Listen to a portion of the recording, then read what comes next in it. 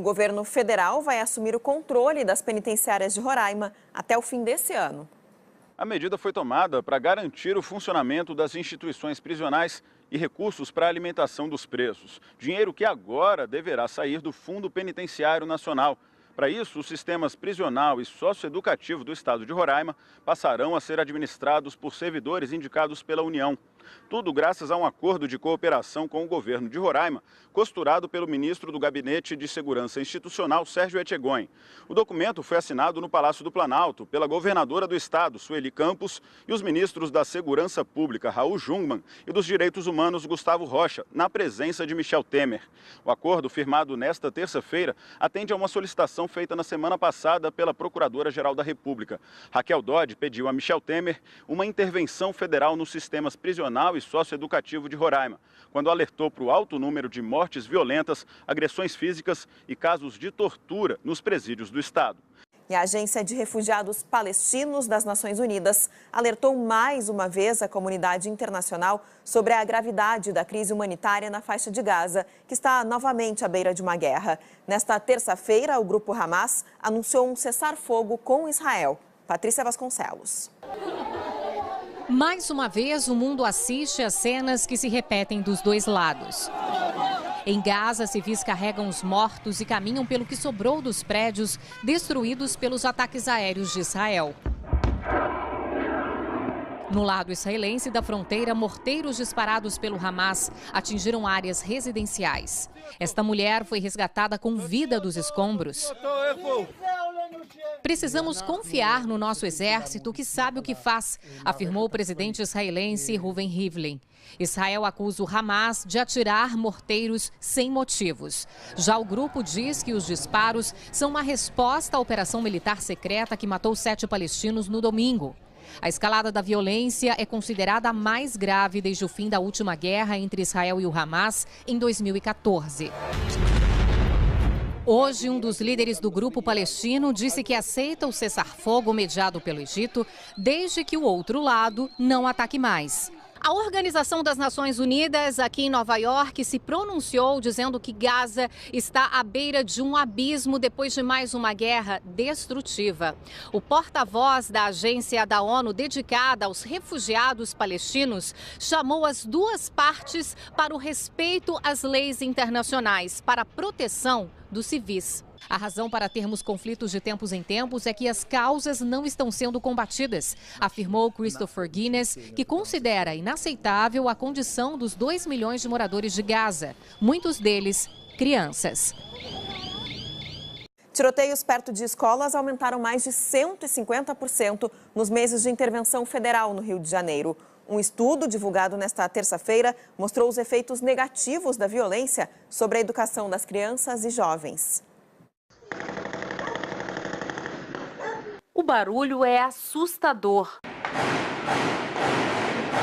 Segundo a PM, homens da unidade de polícia pacificadora do Complexo do Alemão foram atacados por criminosos nesta terça-feira.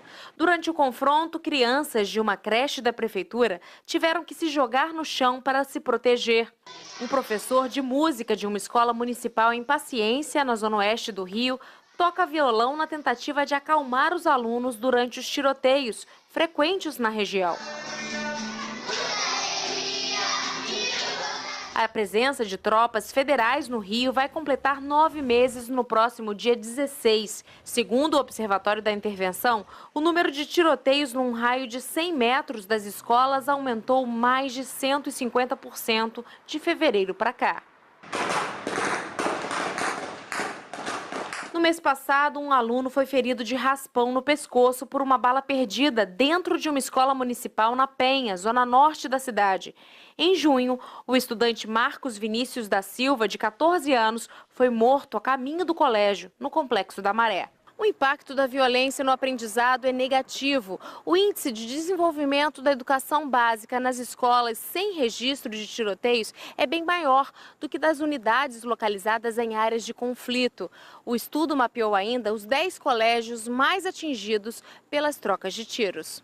O primeiro da lista fica na Cidade de Deus, que registrou 51 confrontos. A segunda escola fica em Belfor Roxo, na Baixada Fluminense, seguida pelo Vidigal e pela Rocinha, na zona sul do Rio. A criança deixa de ir à escola por causa dos movimentos que acontecem e quando vão, eles aproveitam bem pouco, porque além de perderem alguns dias de aula, eles têm um comportamento realmente muito agressivo, muito revoltado, muito inseguro, e isso vai comprometendo o dia a dia dele.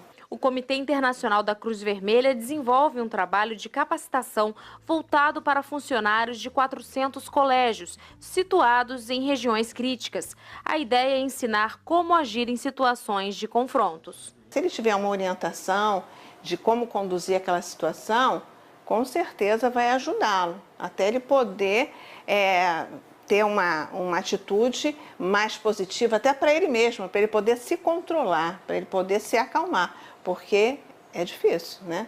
Uma operação da Polícia Federal e do IBAMA apreendeu mais de 14 mil pneus usados nesta terça-feira. Os itens eram importados e vendidos em vários estados brasileiros.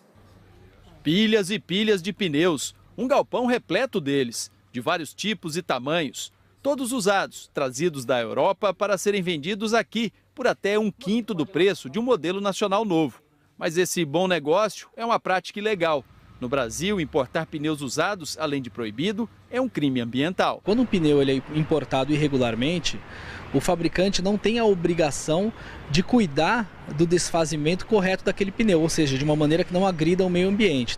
A Polícia Rodoviária Federal e o IBAMA investigavam este esquema de contrabando havia 1 ano.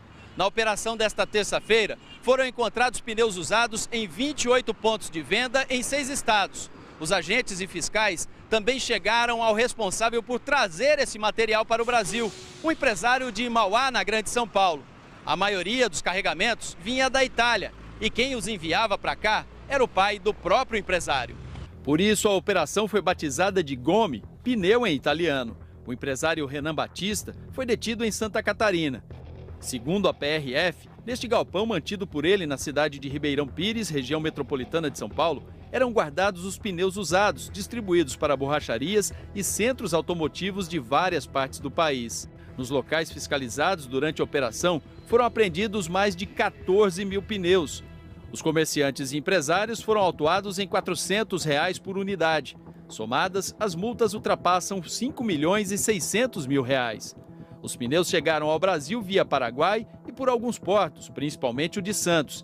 Além de entrarem ilegalmente no país, muitos desses pneus podem colocar em risco a vida dos motoristas.